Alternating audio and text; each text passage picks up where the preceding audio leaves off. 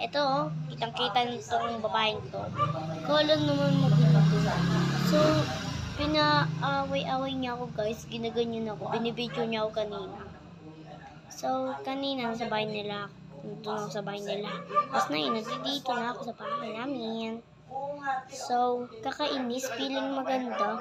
O, diba? Ganyan klase-klase. Hindi yun. Tsaka nagaganto pa siya. Nagpapakyo.